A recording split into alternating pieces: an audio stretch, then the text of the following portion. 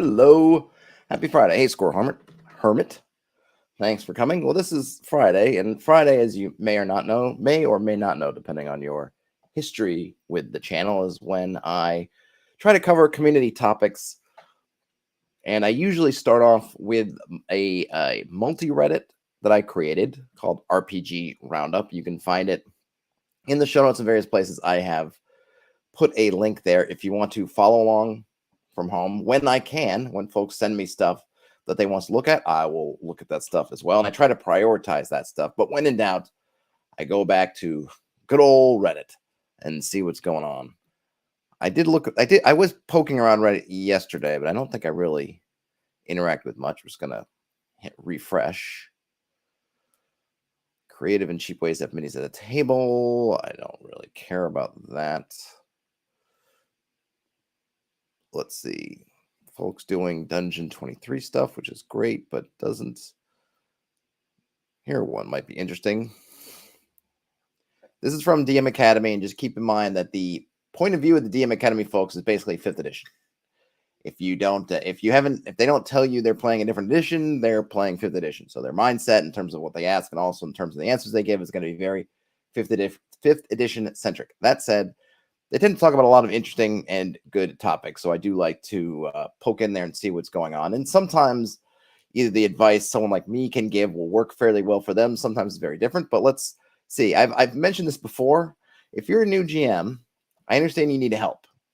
I've made lots of videos about stuff, GM topics. However, I would say oftentimes folks will just come in and say, I'm a new DM, give me some advice. And there's just so much to say. And people will come up with stuff, kind of pithy little things, which maybe are helpful, maybe are not. But it would be so much easier or more efficient for those of us who want to help you, if you're a new GM, to ask questions on actual topics as specific as possible so that we can actually give you specific advice. Because sure, we can give you some generalities, stuff like, well, you're going to make mistakes, live with them, or hey, just have fun. But that might not actually be that useful when you're stuck in the moment and something's gone wrong. May not mean that it was helpful. Or when you come up against something you just don't understand, saying, well, have fun doesn't help you understand it. So throw us a bone if you can. Let's see what this person's neon underscore mango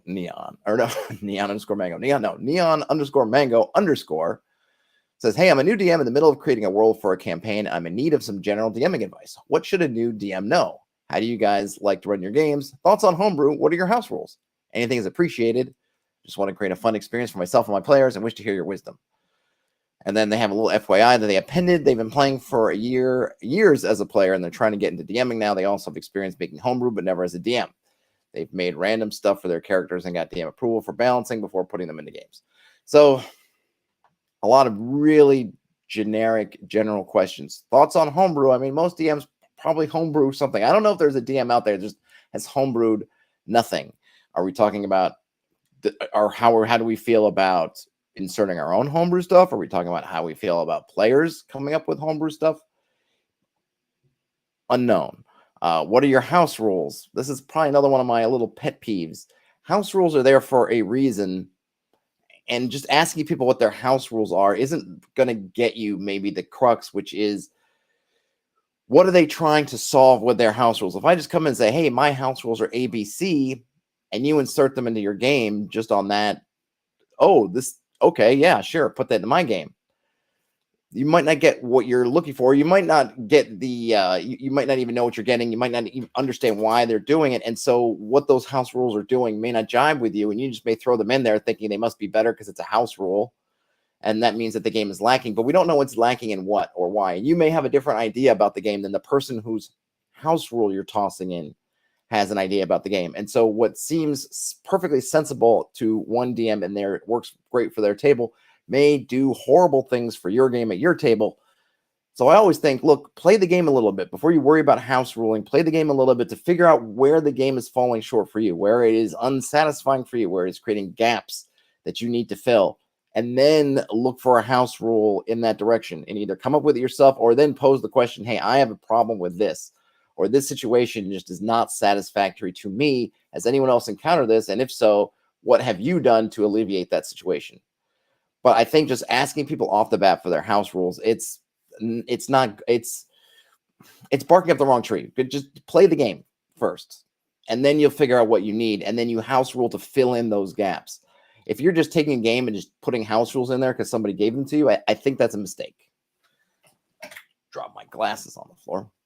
I think it's a mistake.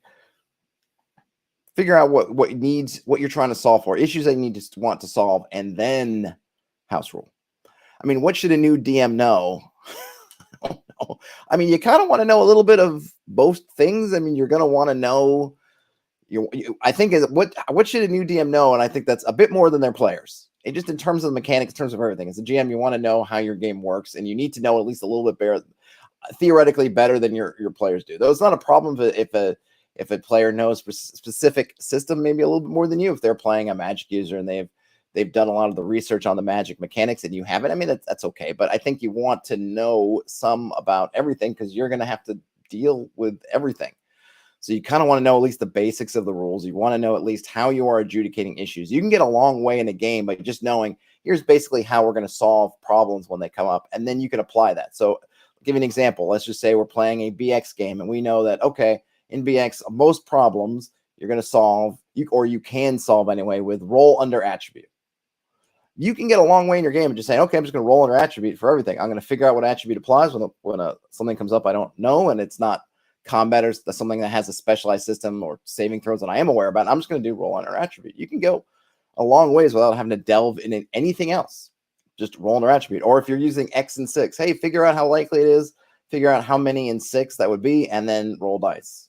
You could do that too, but you want to know those things. And then if you have the time and mental bandwidth to get into more specialized systems, if the system you're playing has specialized systems, D&D 5th edition has a fair amount, just different classes have their own subsystems, though they tend to all work on that, some kind of target number, and you're rolling a d20, adding or subtracting modifiers, and then potentially with advantage, disadvantage. So start there. Hey, Redcaps. Yeah, Redcap says homebrew is to fix problems, not to try to be in a cool kid. Yeah, I think people think that homebrew is this elevating your game, and it can. I'm not saying that homebrew can't elevate a game, but usually that's because there was something that a lot of folks in common will think is an issue, and then someone homebrews and fixes it, and everyone goes, wow, that's kind of the fix I needed. But yes, and it's fixing a problem. It's the asphalt that you're covering up a pothole with, and you need to figure out where those potholes are for you. And it's not the same. It's not like the highway where everyone's going to hit the same bumps in the road. There are things that drive people crazy in a game that don't bother me at all. There are going to be things that bother me intensely in a game that don't bother other people at all. We're all going to homebrew to fix our own personal potholes. And so if you take my house rule or my homebrew, you and there's no pothole for you on that road, then you're gonna create something. You're gonna create a bump in your journey, and you're trying to create a smooth journey. And you need to drive that road a couple times, and you'll figure out where your particular bumps are. I'll give them an upvote, but like I say with a lot of these things, come up. Don't be afraid to ask questions. Anybody who's out there, I'm always happy to try to answer questions as best I can if I can. But the way that I can help someone best with a new DM, or if it's an old DM or anything, is to be as specific as possible. Have you read the rules through once? And then think about where in those rules something just doesn't make sense. And then come and ask a question about that. But just saying like, hey, what's your advice on, it's kind of like saying, what's your advice on life?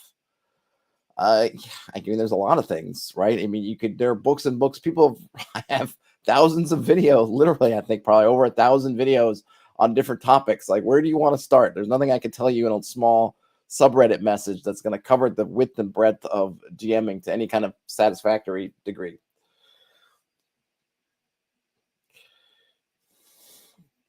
Redcaps likes my my asphalt analogy.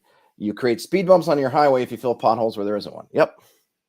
I just came up with that myself. Look at that. Okay, let's see what else we have here. How would you limit the prevalence of firearms in a fantasy setting where very basic firearms exist? I mean, they could be expensive.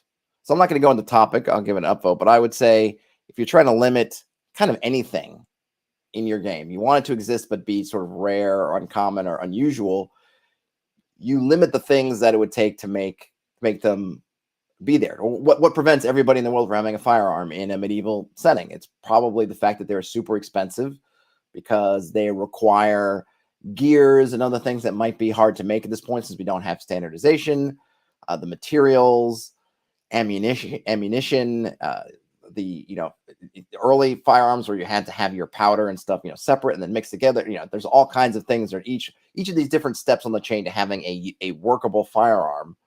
There could be bumps in the road. That means that only a few people have it. Who's going out there and harvesting guano or whatever else is to make the early versions of gunpowder kind of explosive? Who is making the balls that are if you're kind of round ball or smooth ball, kind of smooth bore, the sort of ball shot? Who's making those? Who's making the guns? Who's able to put all that stuff together? And depending on and I don't know the exact history of firearms or whatever, but I'm sure that there were at times in the development of firearms that it was prohibitively expensive. They were hard to handle. They took a long time. You'd have that kind of I feel like that sort of pirate image of you come like a hand crossbow type situation where you can basically fire it once, and then for the rest of the combat you can't, because you can't step away from the fray to get a ball out of your pocket, put in there, put in the powder first and chuff it down, and then put the ball in and all this. It just takes till, and then you got to get the gun, got to get the thing, the match or whatever to get lit. All this stuff, it just takes too darn long. It's very expensive, and the materials are rare, and the skill to put all that stuff together into a firearm is just hard to do. So you could have a few folks who are able to do that. You could even make a whole class out of it or something if you wanted to, depending on your system. And then that's where I would sort of go with that. Tara says that their life advice is milkshakes are tasty. Yes, right. Death Denied. Ooh, this might be cool. The Book of Undead, 192 free pages of undead monsters and necromantic spells. This is going to be 5th edition based. Well, there's some not safe for work on the cover. Dare I go to this? All right, it's a Google Drive. Sounds cool.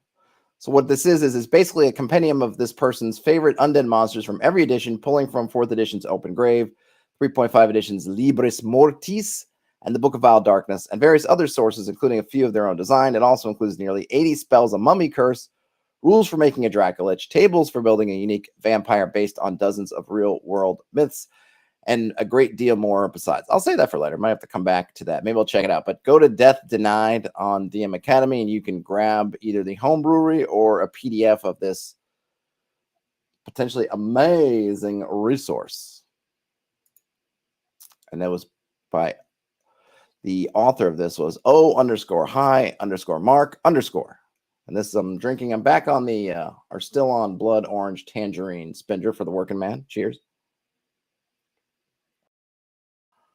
There's an RPG accessory modular cavern tiles that someone's crowdfunding. I'm not going to go in, but I'll give it an upvote. Is this a bad idea? Concentration idea for an artifact? I don't really care.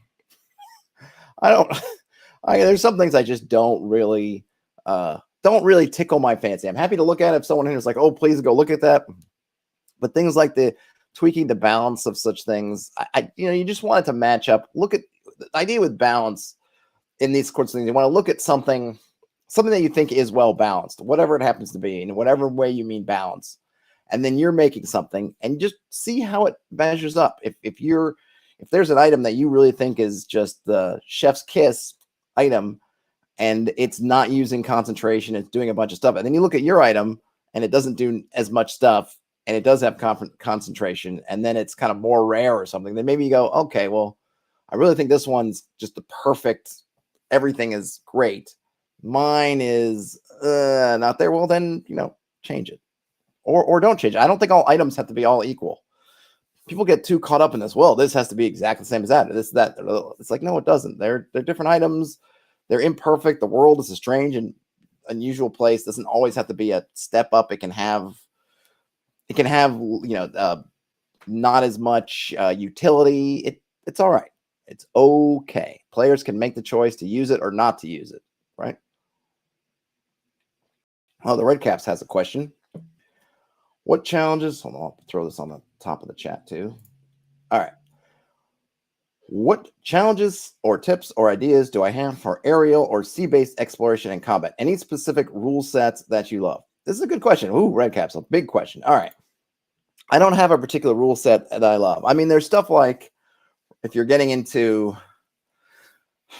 I always this is one of those things where I always get I can get caught up in loving particular aspects of something, and then I have to always step back and say, is this just adding a bunch of stuff for fun? So, for example, like with Spelljammer, right? The idea of in Spelljammer having all these rules for air consumption and it's kind of neat on a certain level. I go, ooh, that's great. And then I look at all the calculations to get there, and especially back when this came out, when there wasn't a lot of electronic tools to do this, you're expected to just whip out your slide rule or your pocket calculator and a pad and figure out how much what cubic feet of air you have on a vessel and how long it's going to last. And then you just go, oh gosh, this is just way too much work. Like, can I just say like medium-sized vessel, this much air for this many days, and maybe a couple of things. And so when we're talking air or sea or really any kind of vehicular movement, or of course air, it could be Dragon Riders of Pern style, but I mean just anything that's acting as a vehicle. Let's say the first things I want to square away is how fine detail am I going to get to in the actual movement, stuff like those turning radiuses. I used to have Car Wars back in the day, and I loved having all those different turn radiuses, but at the same time I think on a practical level, like, does it matter so much? How much time should I be spending with the compass trying to figure out or use they have these kind of templates you could lay down with, it does this kind of curve. The kind of things you see in sort of war games or different games that are all about that combat, where you have all these things telling you how far they turn, how much they turn around. And then it's like, okay, do I need that? Maybe in the tactical combat sense, but probably not if we're just sort of theater of the minding it. I can just narrate, hey, we're slow moving or we're fast moving. I think for air, probably, and see, the things that I would do is I would change the size of my default movement. The reason is you generally in the air, you're kind of flying faster. It's, as a crow flies, you don't generally have a lot of terrain. I mean, you could talk about clouds and weather and things like that, but generally you're going to be able to go straight across. So probably 6 mile hexes in terms of counting encounters and things like that. I'm not going to work with that. I'm going to probably go with something bigger, because I'm just thinking you can just, in the kind of 3 or 4 hours that it takes to go through 6 miles, I think you're going to be faster. So I would probably, pull back, right? And then, of course, you can talk about things like, well, what's happening on the ground? How high are you up? Are you only dealing with other aerial threats, or is it something where you're kind of within bow shot or thinking of other obstacles? And then for the sea, kind of similar, I'm going to make bigger hexes, because when you're out in deep water, there tends to be nothing.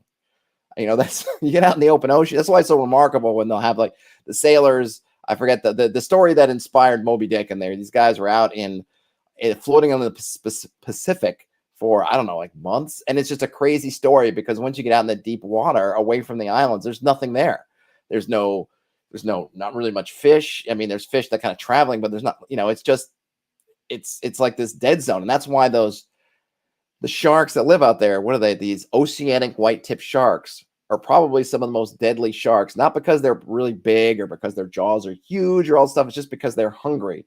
And when they run into something that they can eat out there, they're going to tend to eat it. That was the whole thing with the Indianapolis, where they think it with the types of sharks with these oceanic white tips, because they just eat anything, because they don't have time to be picky. They're not like a great white shark might bite you, and even though it might kill you, is then going to go up saying, yeah, I got plenty of seal and other thing, and that's not it, so I'm going to leave you alone. These open ocean kind of sharks, they don't care. But the point is there's just nothing there. It's just empty space. So I'm not going to go on a 6 mile hex and be running encounters and everything at that kind of scale, because one, you're traveling for potentially weeks or months at a time. You're not, and there's nothing. So that would probably be my first things would be, okay, we got to figure out what our movement scale is going to be like. And you could go and figure out, okay, how fast did a caravel travel in 1492? And I don't know, whatever. If you're using square sails, you can probably look at numbers from Vikings or anything like that. And what we did. And I think the other thing to keep in mind, and depending on how historical you want to get, is in real life, ships tried to stay as close to shore for as long as they possibly could. They weren't just like zipping out into the open sea. If you could go down the coast, you would do it. If you could get around somewhere by going on the long way, kind of around the coast, and then cross a little bit of water and then up another coast to get back, you would absolutely do that instead of zipping straight across, just because of the dangers, because of the storms and everything else. So I would definitely kind of play with that. In terms of kind of combat, ship-based stuff. It's fun. It's interesting. I think I would probably, I don't have any particular rules that I love. I think I would look at stuff like Master and Commander for your sort of mundane ship to ship kind of combat, and then probably just find something. I mean, I would honestly just probably do a Google search and say who at the time. I haven't run them. Usually when in my games, you're usually trying to take the ship from somewhere to somewhere else. I haven't had the people want to be like, I want to be a pirate and just sail the seven seas forever. So I don't have a particular sea-based rule set. But if it turned out that my players said, I'm playing tonight, my game's tonight, and my players came to me tonight and we want to hit the sea and just roam around, those are probably the first things. I'd get some kind of, I'd basically figure out some hex map, hex crawl rules, and then just adjust the numbers for the sea, adjusting for encounters as well, and the whole time scale. Once you get away from the coast, I can have 6 mile hexes. If you're going around the coast, then you're close to a lot of stuff. But once you get out, and like, we got to go across some big broad body of water, then it's okay. We're going to use maybe 36 mile hexes, and it takes a couple of days or even something bigger. Each turn is going to be a week worth of travel, and then I'll roll in there and roll for weather and that sort of thing. That would be my my bits. And then flight, it probably would depend on, do you have to land? Like, are you flying a dragon that has to land somewhere every night? Or are you in some kind of airship that can putter around without touching the ground for long periods of time? Don't know if that answered anything. Real C says, people hate underwater combat. I think it can be a cool opportunity for players to have to rethink their tools and their normal go-to behaviors. They do, but they do really kind of hate systems that just say, sure, fireball works normally underwater. It's a missed opportunity. The problem with underwater combat, or really anything that's outside the norm, is we start to lose. So I think there's one of the things that makes playing possible is that we can, within some bounds, narrate through a situation and find a common space where we can all, GM players, picture more or less what's happening. We might have some differences in there, but we can kind of picture like, okay, we can all share this world. But that's really the kind of like, you're on land, and like we all understand that intimately, being just on Earth, right? On the land, we're a land creature, and we kind of understand what it's about. Once you get into things like you're flying or you're underwater, we start to drift away from kind of what we all know in common. And then our ideas will start to be more diverse. And some folks will be on the, well, I cast a fireball because I figured, of course, a fireball, it's magic. And the GM thinks, no, you're underwater. What are you thinking about? Someone else thinks something different. Or I think I can stab fine with a sword underwater because it's slicing through whatever. And the GM's going, no, there's all that resistance, whatever. Like all these different ideas we have, and who knows which ones are right or which one's wrong. And some of them, there is no right answer. There's no right answer in terms of what a magic fireball does underwater. There isn't. It's just you pick one version. But all our versions start to just spread out. And then it's harder to get back to what we all have in common. So I'm not saying that underwater combat or these other things can't work, but you have to do more to kind of set the groundwork of here's what things are. Now you can have fun a little bit with players like you don't know. Like in my game, my party ended up underwater. They drank some breathe underwater spell. They put weights on they put metal heavy boots on their feet so they can sink to the bottom. And they started trucking around, and the player says, hey, can I cast fireball underwater? I would say, you don't know. You're going to have to try it. And then we can come up with a ruling. But that works in a game where my players are open to the fact that they don't know, and they're open to, it's okay that we don't know, and it's okay that we may have to burn the spell to see if it works, kind of thing. But then other groups, other players are going to want more certainty, and it's harder to get that certainty when we're further off being on the same page, if that makes sense. Randall C. also says, sea-based travel, they have done point crawl, maybe some discoveries between points randomly. EverQuest made them rethink underwater dungeons. We had to be way more tactical. If your air ran out, you were in trouble fast. You did not want to lose your equipment down in the depths. I mean, these are all things too. There are great concepts working underwater, working in situations where you have to have that kind of, it's another meta currency of a sort, right? Or air that might be in addition to things like torches, right? So if you're somewhere deep or you're in an underwater cave, what are you doing for light? That's another interesting puzzle. What are you doing for air? What do you do if you drop something and you're swimming? Like, what do you do? All good stuff. But they just require more work and more sort of, I guess, intra-table alignment, just alignment in the table within the group.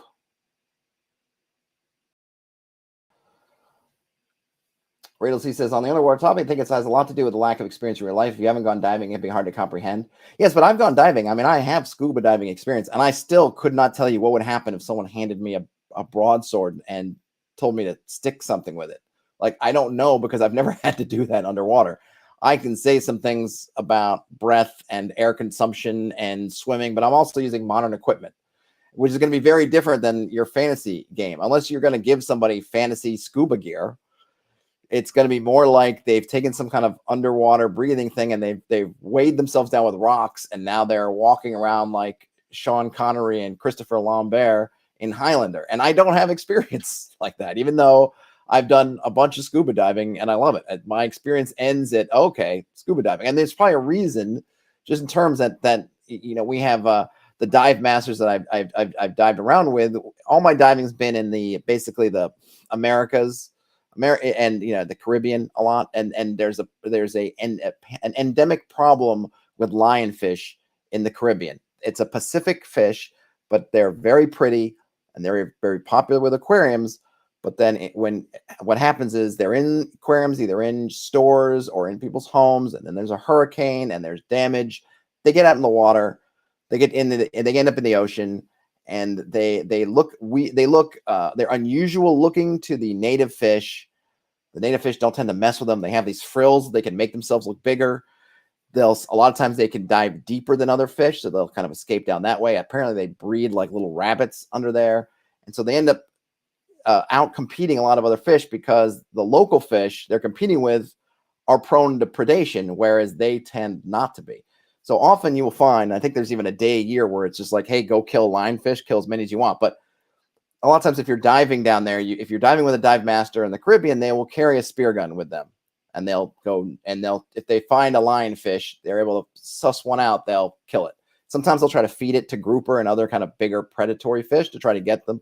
The idea is to get these local fish to get a taste, so they'll hunt them normally, or just to get them off the table. The point is, these guys don't use knives to do it. They're using some kind of, you know, basically what, I don't know, a quick moving sort of spear or dart. So there's probably a reason why they're not using swords. At least they're clearly not slashing. Maybe you're stabbing kind of thing. There's reasons probably why we have the tools that we do, and other tools we don't use. So if you're a party though, and you got a guy with an axe and he's down there, maybe we just say, because we're trying to be a fantasy game, that sure, you can swing the axe and it's not horrible because you didn't bring a stabbing weapon and you don't have a spear, or you, even better, something that's going to propel the spear at high speeds faster than you can shiv it with your arm.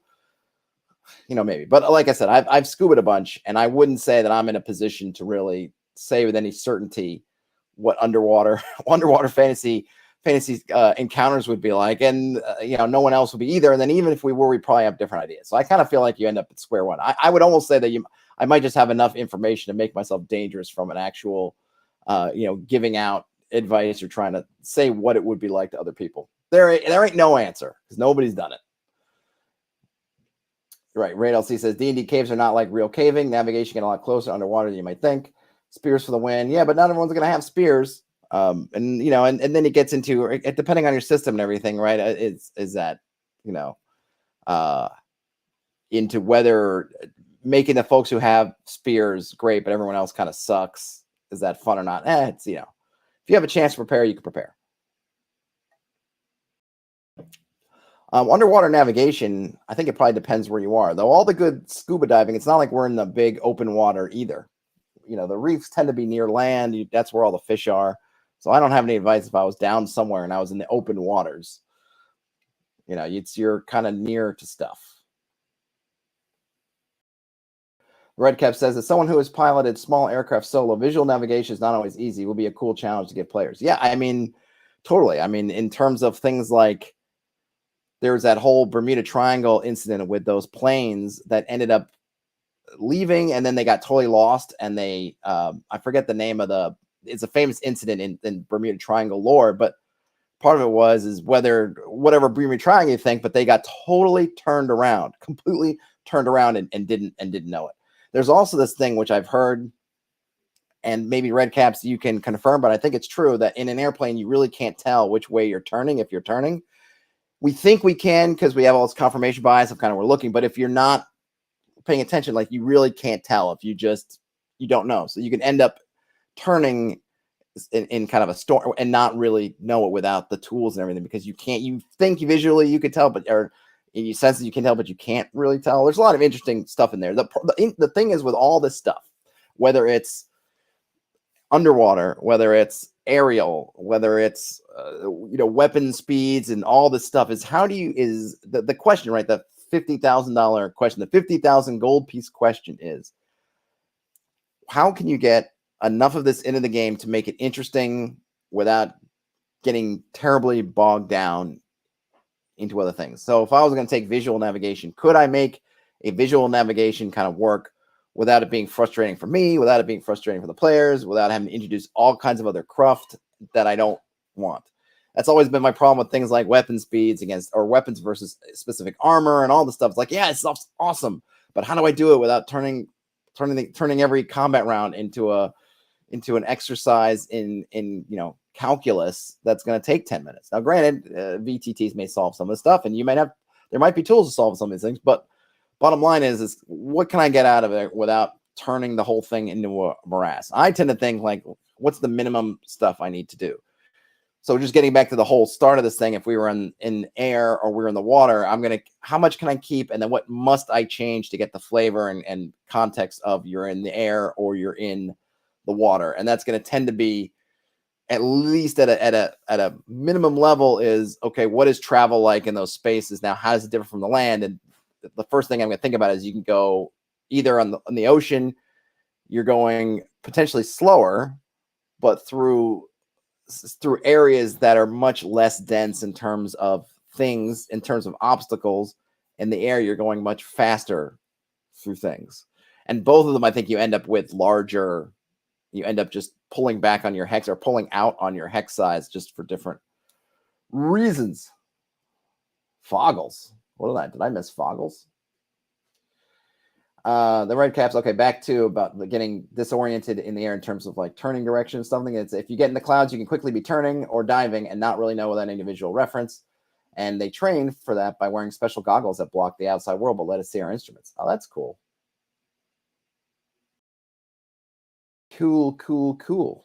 Raid LC says there might be better tools out there than Hex. Yeah, I think a Hex, though, I think it works fine. I mean, for you're still kind of traveling horizontally. If you start getting into 3-dimensional space, I think the thing is you just adjust it. I mean, if you find some other tool works, yeah, it's great. I mean, but I feel like I can make it work with a Hex. It's also, of course, what is your goal in all this stuff? Like, once you get close to land, I think regular hexes and you're in kind of normal sort of space, you're just on the water, but you're off the coast, then coastal things are still kind of there. I don't know. I feel closer, like, okay, I can kind of use my same stuff. But once you get out in the deep water, I feel like you got to change the scale because it just doesn't make sense. And then you're talking like those long-term expeditions. It's kind of like the sort of I don't want to say Hollywood kind of trope of the they're showing Christopher Columbus or some explorer, and they're like, week 52, no sight of land yet. And that's kind of how I would do it. Is you go into weeks, you're moving across these big bodies of water, and then it's a matter of your speed or your efficiency versus your food supplies versus, whatever other stuff, and then go from there. Oh, they're called Foggles. Foggles, I see. So these are special training goggles called Foggles. Well, hey, that would work. How would Find Steed work in combat? I'm not sure. I don't know, pal. I think I would say I might not spend, if I'm in combat, I probably am not spending time casting Find Steed. I feel like you got to wait until afterwards. The steed's probably not going to get there in time, and I don't know the particulars of the spell, how fast, how long it takes a steed to show up, if that's what it is. But I'm guessing you're probably going to need to get out of combat first and then cast Find Steed second. Difficulty handling suggestion during player interrogation. Okay, this one should be interesting. This was posted by Tebroke Gamer. Remember, keep in mind, we're back at DM Academy, so it's going to be 5th edition centric. So the short version is, should my players be allowed to ask unlimited questions with one cast of suggestion? Long version, my party has a habit of taking prisoners. They have iron bands and use them as often as they can and will knock out at least one person if they can. I have no issue with this. In fact, I love it. Good roleplay times. My issue is with their new strategy of casting suggestion and demanding that their prisoners answer all questions truthfully and to the fullest extent. It has led to difficult situations as a DM, as I just end up answering dozens of questions, often irrelevant questions. I don't know if this is a problem, but it feels like the spell is not being applied properly. To me, it sounds like it should maybe work for a question or two, but the other part of me sees no real issue. It's just frustrating as a DM. It's not much of an issue now. Anyway, they are fighting fanatics who have gotten wind of their tactic and now will begin suiciding upon interrogation. Thank you for any input. Well, I don't know how your fanatics are all suiciding upon interrogation. That might seem a little bit unfair. Now, granted, in sort of your modern spy tales, you always have the tooth with the cyanide capsule inside, but in a fantasy game, I as a player I'd start to get frustrated if these guys were magically unaliving themselves once they get into interrogation. Now, once they're about to get captured, if they want to do that, that would probably be more appropriate, but still, I think there'd be some chance that they could be captured alive. I tend to just go with the spell, and then the spells are going to have time limits, and what you could do, here's one thing I do. Okay, suggestion, I'm guessing has some kind of time limit attached to it. I don't know, 10 minutes, a minute, whatever it is. Just set an actual timer and then say, okay, we're going to do this in real time. You're going to ask me questions. I'm going to answer as this person. When the time runs out, the spells run out, and just role play through it that way. So, you know, I don't know the wording of suggestion, and I'm not going to go back and look it up to know if it means that they couldn't, if they know they're under the spell, maybe they could try to answer slowly to play for time. You could probably have some fun with what they answer, what they don't answer. There's probably is, hey, answer is truthfully. Try to think about, well, what are they asking me? You know, were you there at the murder? And then maybe the murderer has a couple things, and you know, and could I shade my answer and say, well, I was there when they kidnapped the person, but I wasn't actually there when they murdered the person they kidnapped. So I can kind of truthfully say no, even if the reality is I know exactly what happened, but I wasn't technically there, so I can say no, which would pass probably both suggestion and zone of truth if they have it. But I wouldn't start having all of a sudden I can't take prisoners. I wouldn't care for that, and I don't think that's fair. You know, unless you can spend some resources and things and really come up with a legitimate how that they get captured. They have iron bands put on. I presume that they're you know, they're tied up in some way, or they don't have freedom of movement. How they're able to kill themselves, I'd like to know that trick, and that should be something that the party should be able to figure out too. So be fair about it. They want to not get taken alive, that's fine, but still be ready. I think if the party makes their own adjustments, right? So the enemy's made an adjustment. Now the party should be able to make an adjustment. There should be something there. And then just set a timer and go live. I'm guessing that even if it's a 10-minute spell, now if it's an hour-long spell, maybe you're like, gosh, I don't want to role play this for an hour. Then you could maybe come up with something, say, okay, it's this many questions. Just come up with a system. Talk to your party and say, hey, okay, listen, suggestion, it's not unlimited because things take time. And we're not playing in real time, so I don't want to get this. So we're going to say you're going to hit suggestion. We'll roll some dice and figure out how many questions you get, and then we'll go down. Or you just say, hey, we're going to do 20 questions, and at the end of it, suggestions up. That's probably another way to do it if you didn't want to do kind of a real-time suggestion. Oh, the red cap says it's 8 hours. Oh, boy. Yeah, 8 hours is... Yeah. So Slurring Scott says they give him a save after every question if it got annoying. I'd have to look at the wording of the spell. It probably seems like that may be a little pushing it a little bit too far, because chances are if you're asking enough questions, they're going to save out, and that might not feel fair. Redcap says that it's an 8-hour limit. It's kind of like old school charm person. I'd say that how a charm person wouldn't hurt themselves. They likely wouldn't share info that would put them in danger. Yeah, you'd have to. So if it's 8 hours, if Redcaps is right and it's 8 hours, I have no reason to doubt him. So let's just say it's 8 hours. And yeah, I'm not going to play it out real time. And that probably means that, yes, they could ask an unlimited amount of questions, or, you know, close to an unlimited. I think you just got to kind of let it go. If it's really that long, you just got to do it. And then you have to just be sly about when you're answering, that these people know that they're being put under some kind of compulsion. I mean, I think you're under suggestion. You know you're under suggestion. And if they're saying, if their wording is answer all questions truthfully and to the fullest extent, then you have to really say, okay, that's a pretty good suggestion. Assuming that's a legal suggestion, it's not something where suggestion's like a word and they're giving you a whole sentence, but assuming that is a legal suggestion and it lasts for 8 hours, then I'd really have to start looking at, well, what is that? What is the actual question? I have to answer the question truthfully and to the fullest extent. So I am as a GM or playing as this character, I'm going to really think in the narrowest way possible, what is the least I have to do to answer that question? And it doesn't say you have to, I mean, and I don't know if that means you can't refuse. I don't know. I'd really have to take a look. Take a look at the spell. Be like that genie in the lamp, right? The genie is trying to turn these things against you. I would feel free to look at that stuff, especially now that they know it's coming. Look at it, but be fair. Don't kill the spell out of spite. Don't have them all be able to kill themselves and it can't get answered. But really get down to the word. I would look at the real word, the letter of the law there, and see how I can make it a little bit tougher. But 8 hours is rough. Redcap says if it's concentration based, so maybe orcs attack. Okay, so concentration based is good too because you can't. I would argue it'd be hard to concentrate on the spell for 8 hours. So maybe I would say for every hour, you got to make a roll to stay concentrate and not lose your concentration. 8 hours is a lot. That's all day sitting there staring at some guy mumbling some words or something. So I would definitely, you could have some fun with the concentration part. That would be another way to look at it. And I would maybe let them know, okay, you can do this.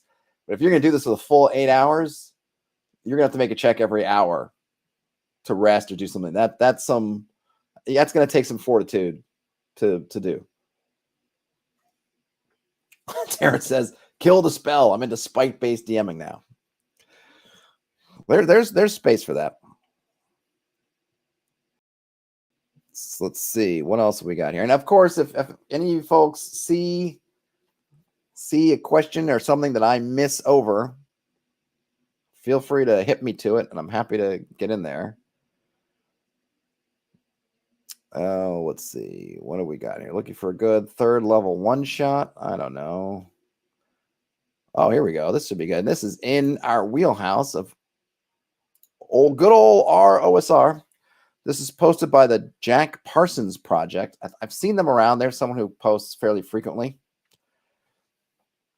Sword and Sorcery, which is a set of variant rules. Most of you know this stuff, but it still comes up, and I end up writing it as a reply that gets buried and possibly never seen, so I'll make this its own post. Any mention of high fantasy or low fantasy genres needs to also mention Swords and Sorcery because that was the genre that the D&D creators grew up with. Robert Howard, Fritz Lieber, Clark Ashton Smith, Michael Moorcock.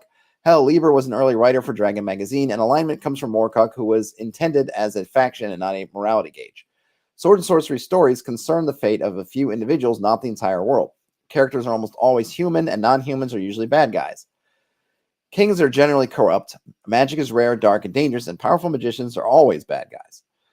I would say that non-humans are not necessarily bad guys, but I would say they're kind of alien, that you don't really know what they are, or their motives are far beyond anything.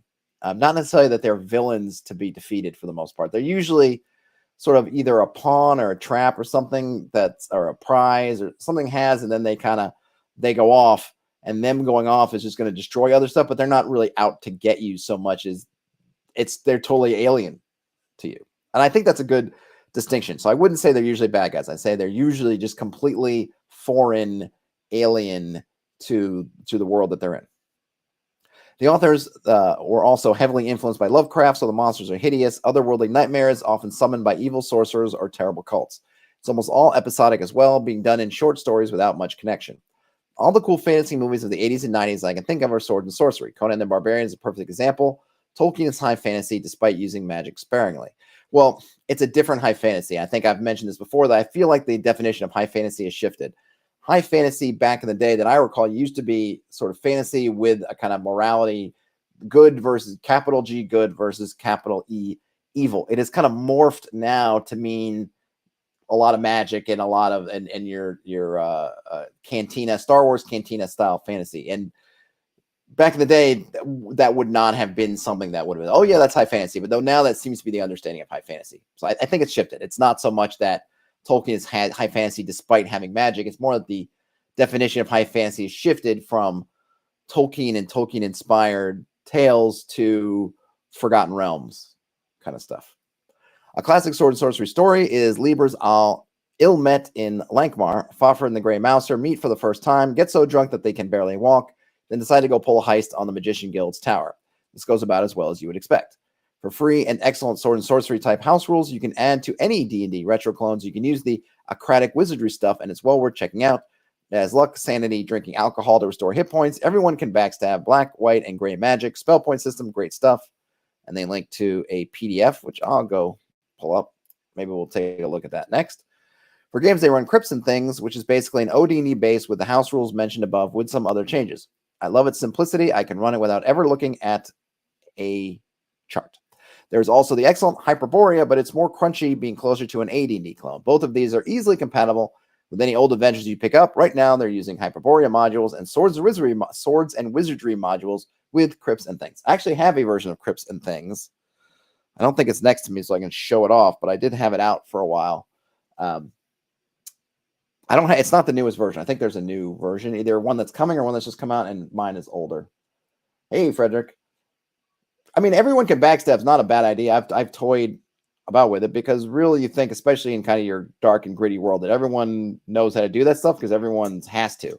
And it's not necessarily a thiefy thing to do or just a thiefly thing to do. It's just an underhanded thing to do.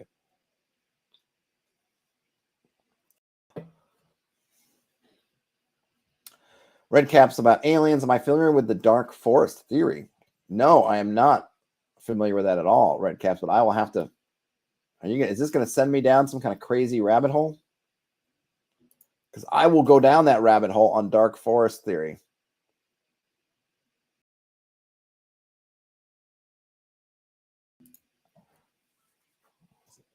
Let me see. Oh, man, you're going to send me down there. So apparently the Dark Forest hypothesis is the idea that many alien civilizations exist throughout the universe, but they are both silent and paranoid. If that's it, then yeah, I've heard of that, but not under that name. It's a different idea. I totally understand because what is it, Ming?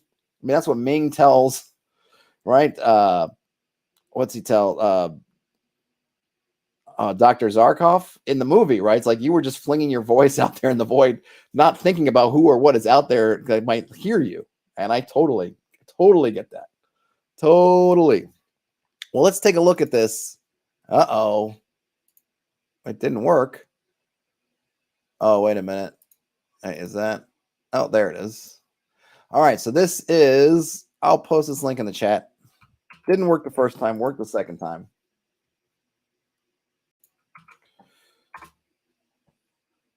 There it is.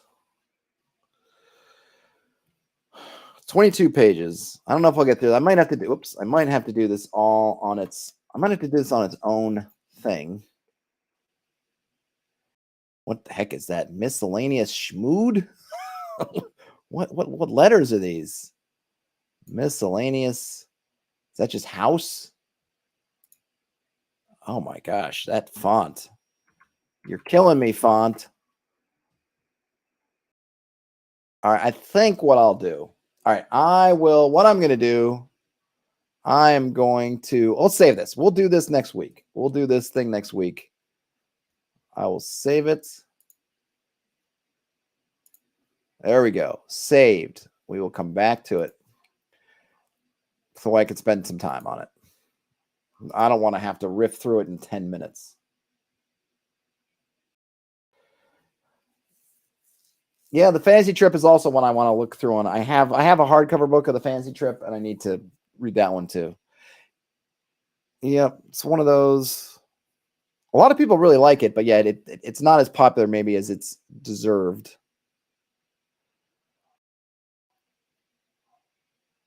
So Barbara Bunny has some other OSR sword and sorcery games that have some good stuff, though they like what do they like? Crypts and Things the best. They talk about, so on the minimal, this is a nice list. I might have to save this list. So the minimal ones, they have Weird North, which is based on Into the Odd. Minimal and Modern, when it says weird, it means it.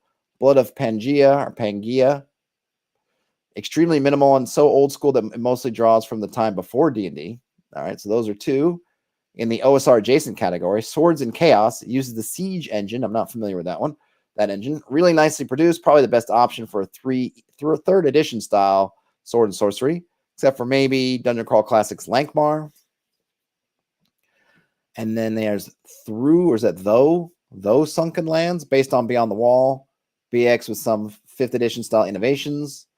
And then there's some black hacks, Swords Against the Shroud.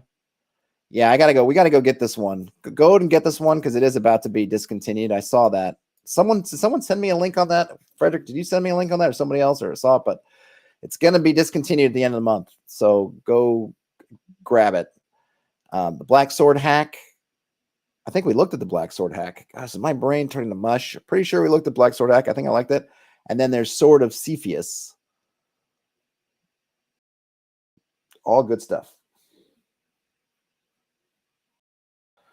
And the Red Caps tells me that Fantasy Trip is all about hexes, so right in my wheelhouse. Not only hexes, but mega hexes. Well, there you go. Well, that just pumps it to the top of my list. And then Frederick says that the lethality in the Fantasy Trip is a downer for a lot of players. Getting hurt / injured is too real for them. Your character gets injured, you just can't keep going on like nothing has happened. Yes. So I guess we could talk about that for a couple minutes. I saw this actually posted on Reddit earlier. Someone posted from finding, well, there were 2 posts. I think I actually made a short about it, but there were 2 posts. One of them was on adding kind of injuries and things. Oh, I like this injuries and things. I want to add it to an OSR type game. So the thing is and this is kind of on point because we're talking swords and sorcery. In a sword and sorcery genre, there is a real capability for the hero to keep on going basically down to nothing. Conan never breaks his arm and is out of action. He never turns his ankle. He never hurts his knee. He never gets crippled by an injury. Essentially, if Conan can breathe, somehow he's able to move around. And you may narrate the difficulty, but he can just keep going.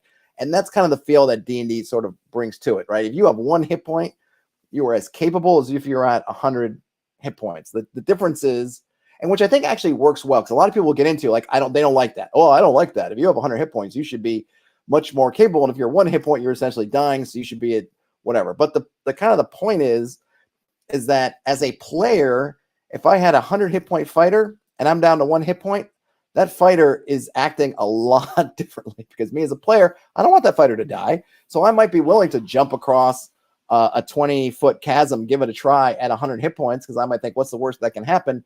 If I'm at 1 hit point, I am taking every precaution I can. So I actually think the hit point system works well in that regard. But in terms of injuries, again, there's a thing that I think like, wow, yeah, that would be neat to model having injuries. The problem with it is that you have an injury in a game where you are meant to keep going and you are taking that away. So if you go into a dungeon in your OSR game, even if you're doing everything well, let's say in the session, or maybe you're going to get into a combat at some point, you're getting into trouble, or at least you're going to end up losing hit points. If there's now you add injuries on top of it. Okay, so how many encounters can you get into if you're going to get injured after 1? The answer is probably 1. And then you're done for the foreseeable future until you heal up, or you're just done. Look at a game like Pendragon, in which you might go through a whole season and you're going to get into 1 big fight. And if you break your arm or something happens in 1 big fight, that's great because that's the end of it. This fight ends, and then everything else is stuff that's kind of social engagements and dealing with your manner management and everything. You're not getting into a lot more combats. You're not getting into more trouble. You are done for the season. Hey, the Saxons raided us over here, or whatever. The Picts came down out of the hills, out of the moors, and they attacked us, and we had this combat, and we did our stuff. I broke my arm. I'm done for the summer. Finished. That's it. But in an OSR type game where you were meant to kind of keep plugging away and coming back, injuries probably don't have a place if that's how you're going to play it. If you want to take OSR as your sort of framework and then make it kind of a different game out of it, then yeah, it might be good. But for your kind of sword and sorcery style game, things like injuries are not the best fit. And I would say actually the same thing for insanity. I think having some kind of insanity gauge, or maybe having something had it like a they had a different term for it, like a stress gauge, I think is fine for NPCs. But in a sword and sorcery setting, your player character is kind of propelled into situations where they're confronting unfathomable things that are beyond comprehension all the time. And if they're going to gain stress and have to back off, it's kind of similar to the injuries. They're just taken out of the game too soon. And so if your game's going to be sending people in where they're going to be experiencing all this horror, if you want them to keep going, then giving them stress is just another currency they're going to spend way too quickly. And it's different for something like when I read about the stress thing, if somebody want to bring that in from an Aliens game into an OSR game. And in an Aliens game, you don't have a choice. You're a colonial marine. You're sent in on a mission. You can't go back to the ship and say, okay, I'm not going back out into those holes because I'm scared I pooped my pants. They're just sending you in there. So it's a kind of a different thing. And of course, the genre is different. It's meant to be sort of cinematic, and all that stuff works better than in your kind of ye old OSR game where player choice and what you're doing is kind of paramount. And if I've been scared the bejesus and I don't want to go down those holes, I'm probably not going to go back in those holes. So you're creating a situation in which, yeah, these things might sound really great, but then in the genre we're trying to play, am I really helping, or am I just creating more barriers to play? And that's where you end up in games where the player's like, I don't want to do that. Why aren't they going into this cave? Maybe it's because they've got all this stuff that's telling them mechanically, don't go into the caves. Might not go into the caves. Terrence says, lousy Saxons. Yeah. Hey, Perkins. Thanks for hanging out. Black Sword Hack is recent. Oh, maybe that's where it's okay. Maybe I haven't looked at Black Sword Hack, or there's some new fancy version of Black Sword Hack. Because yes, Mary Mushman, right? Knock, right? Got that. And then Frederick, going back to the fantasy trip, says that fighting 3 goblins is very bad. One of them will end up getting mostly free strike on you. You cannot defend against them at all. Yeah, so that's a very different kind of approach than sort of OSR.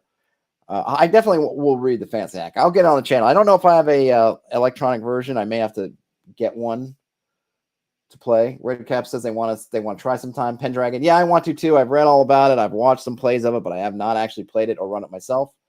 Redcaps, maybe you and I can get somebody else, and then we can do like a 1-shot or 2-shot or 3-shot of Pendragon. Somebody can run it. I could run it, or somebody else can. Get a couple other people who may be interested in playing it and do something there. Slurring Scott says recovering from injuries is okay for an excuse to pass the time without adventuring. It also assumes that they get injured at the end of an adventure and not at the entrance. Yes, but that's the problem is in a kind of OSR game you can't promise that, right? In a Pendragon game you kind of can, because you can put that at the end of whatever adventures you get to the great battle of our time, and then the great battle of your time is over, and then you're kind of done. But in an OSR game, can you promise that you're only going to fight at the climax of the dungeon?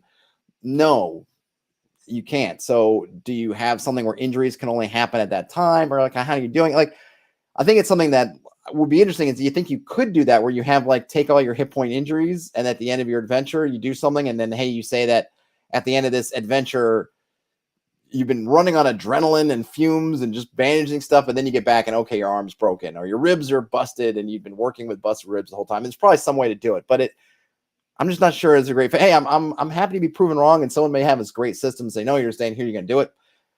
That'd be great. I don't know. And the other thing too is if it's going to be something where you're going to get injured and they were just going to magic the injury away, then I'm not down with it. Like, I hate that when I read in like 5th edition things like, oh, well, they cut off his hand. Ooh, that's interesting. Oh, then the next session he got a mechanical hand that's magic from a gnome, and so now he basically just has his hand again, or a hand's even better.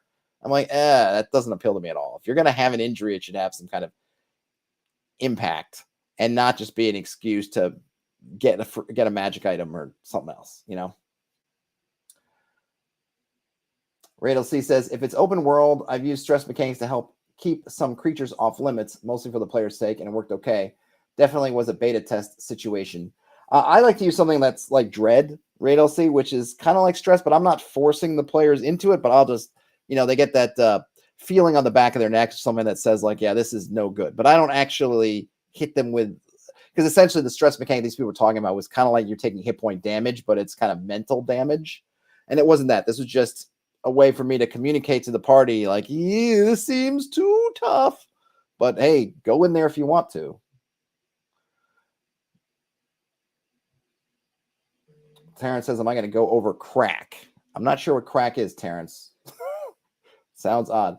The Red Cap says, injuries in OSR games, I think, work better as an alternate to death effect or to add flavor to a character that will change how they interact with the world. Yeah, right. I know I don't disagree with that. And I think I could definitely see that you could say, hey, you're going to die, or you can take this thing, this hurt. And then it's up to the player to say, and then you can say, well, the hurt will be you've lost your right leg. And then the player might say, yeah, I'll just go ahead and die. Or if it might be, well, you've broken your ribs. You're going to have some negatives, but you can keep going. And if you can get back to town and rest, then you can figure it out. Then it's like, okay, maybe I'll take that. That might work. Okay. Because then it's like, if it's between death and the injury, I think then you can leave it up to the player. But I don't know if I would go with just, hey, you're just getting injured. Raid LC says that the Stephen Lumpkin, Eric Vulgaris Pendragon series of actual plays really gave them an appreciation from Pendragon. Yep, I remember watching those a while. It seems like a long time ago now. Perkins says they missed the Kickstarter for the Tome Adventure design, but they started selling it this week for U.S. folks. Nice. Perkins, are you talking about like actual physical copies? Because I was able to get an electronic copy, but at the time they weren't selling physical ones. So I might have to go peek over to their website. Oh, okay. Redcap says Crack is a Mary Mushman version of BX. No, I haven't seen that. I'll have to try to check it out. Oh, it just released. Okay. I will go see if I can get a hold of that. And Frederick says the one time they ran a West Marches game, Party 2 ended up going to a side entrance of the dungeon that Party 1 was finishing clearing up. Party 2 was very upset at finding nothing. that can definitely happen. That's why you gotta hope that side thing leads you to the stairs going down. You can hit level 2 before the first group gets there. Then they met with Party 1 and violence happened. Yes, violence. Radel C says that they like shield splinter type choices too. Yeah, I have that in my game. And I know some people have talked about kind of theory crafting, or maybe in real that their party carried around endless amounts of shields. But I don't know who's one. People are like, well, you just got an endless supply of shields, and I'm like, I don't know what dungeons they're going into because my party doesn't run into. I mean, a lot of the monsters aren't carrying around shields. So, and then like, how are you carrying out loot and stuff if you've got someone who's just got like, how many shields could you carry? And then you got to work with a henchman to come, your kind of squire in battle to run up and give you a shield. They may not want to do that. I think a lot of my guys would be like, I'm going to throw the shield in your general direction. Like the torchbearers, not if they're carrying a shield, if they're carrying a whole bunch of shields, probably not going to work very well. And they're not going to come and give you one in the middle of battle if your shield gets splintered, because that means you're directly in combat with somebody. I haven't had a big problem. Like I've seen people have problems with somehow shield splinter spam. Hasn't happened to me. And Radel C says just one shield per combat. Yeah, that's the other thing. If it really is a problem, then yes, you can do it once per combat. But I haven't had a problem. I haven't had more than one shield per combat anyway. So that's it. Hard copies are $55 plus shipping. No, it's not bad. I mean, the thing is, and I know folks kind of love to hate on Wizards of the Coast and their pricing and stuff, but print books are expensive. They're just expensive. And you get a nice big book, you can just, especially if they're not going to be a large print run, they're going to be expensive. You just kind of got to go with it. Fluffy Griffin says, just dual wield shields, problem solved. Yeah, people in D&D want to do that. What if I dual wield shields? Like, come on. Can we just have some common sense? You can dual wield shields, but I'm not letting you get some kind of crazy attacks in there with it. You'll just be if you want to be a walking shield wall, I suppose you can, but don't be expected to do much else about it. I'm going to have 2 tower shields in each side, and I'm going to constantly just go people. Yeah, good luck. Good luck with that. That's when the oil comes out. And how about we light these shields on fire? How will that work for you? Or heat metal on the straps and things. How will that work? Fluffy the Griffin. If they were setting up a phalanx, overlapping shields, get some spears, some stabbing swords, that I'm totally down with. And I actually had some players do that, and I will give them bonuses for going phalanx. But the idea of you just grabbing 2 shields and walking around like you're immune to damage, not down with that, sir. I am not down with that.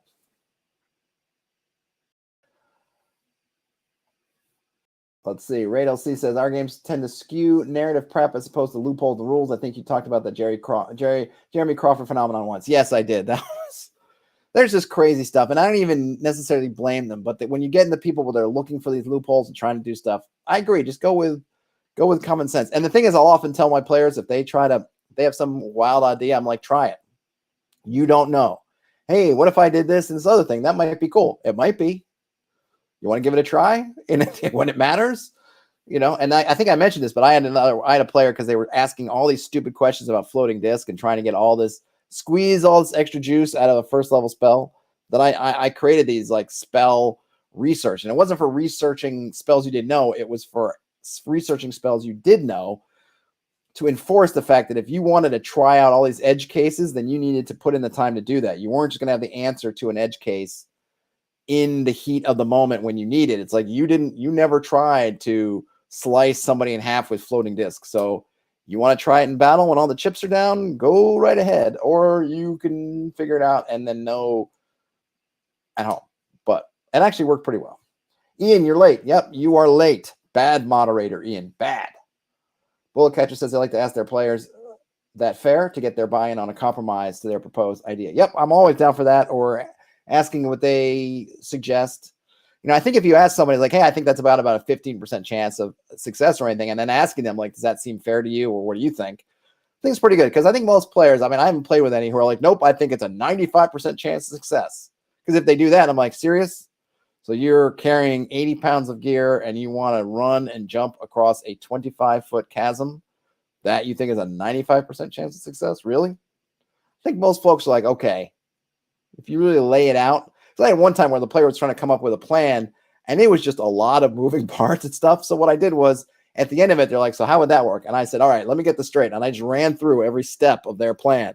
So you're going to balance on this thing, and you can do this other thing, and then this and that and the other, and this, that, and the other, and that, and that's going to go. That would thing. And they were like, oh, they were like, oh yeah, maybe maybe you gotta look at something else. Maybe you gotta figure this some other way. Most folks, they know, they're trying to get away with something, which I get. Like, if you're not cheating, you're not trying in that aspect, right? You're trying to, if I do all this, will that work? Kind of side eye. I get it. But when it gets called out, I think most folks take it in good humor. And if you have somebody who's throwing out crazy stuff and then they're not taking it well, when you're like, dude, that's kind of nuts, or you lay it out for them and you're like, for real, then you probably need to have a talk with that player. Bullet Catcher says, for a 95% success chance, I'd ask for a narrative explanation of how it happened. Yeah, that's pretty much what we try to go down to do anyway. Let's see. Michael says, hey, Michael says, for my next campaign, I'm trying to do unique spells instead of the standard Beck Me Magic Missile. Came up with 3 slightly different interpretations of Magic Missile. Not concerned with balance. If one version turns out better, PCs will go out of their way to get that version. I think that's cool. I've seen that kind of stuff before. And I want to say, was it the Alexandrian in some of their campaign notes? They were talking about that, where their party would find earlier versions of spells from like back in history. They might find a really old scroll with an old version of Magic Missile that worked differently. And it's just this like an offshoot that just never got widely adopted in the Magic using world. And so it kind of got forgotten, but they could find it. And in some ways it might be better, or in some ways it might be worse, or be idiosyncratic. And I always thought that was kind of a neat concept. If you don't mind putting in the work to creating different versions and throwing it out there, then, I think it's a neat idea. Ian says, great example of this kind of shenanigans, season 2 episode of Critical Role with the Fluffernutter Gambit. I have not seen enough Critical Role, or I've only seen snippets, Ian, so I have no idea, but sounds cool. Bullet Catcher says, isn't there a book on magic muscle? I like Magic Muscle, Bullet Catcher, but I assume you mean Magic Missile, called 666 or something. Roll 3d6 for a random implementation of Magic Middle. Yeah, I'm sure there is. Sounds cool. Sounds very cool. Okay, Ian, it says there's a ton of short clips in the incident. I'll check it out. All right, on that note, where I will go and check out the Fluffernutter, is that what it's called? The Fluffernutter Gambit on Critical Role. I hope all you folks will have a great weekend, assuming you're watching or listening to this on Friday. And if not, have a great whatever day or night it happens to be. If you give a thumbs up on the way out, that'll be awesome. As usual for these, and really any other time, if you have something that you would like me to see, that you think your fellow community members would like to see, might be interesting, whatever, send it to me. Find me on social media. I'm pretty much everywhere in social media, or I have a presence on most of the platforms. So just find me, shoot it over to me. As always, I'd like to see it. Have a great rest of whenever, everybody. Game on, and I will talk to y'all later. Bye now.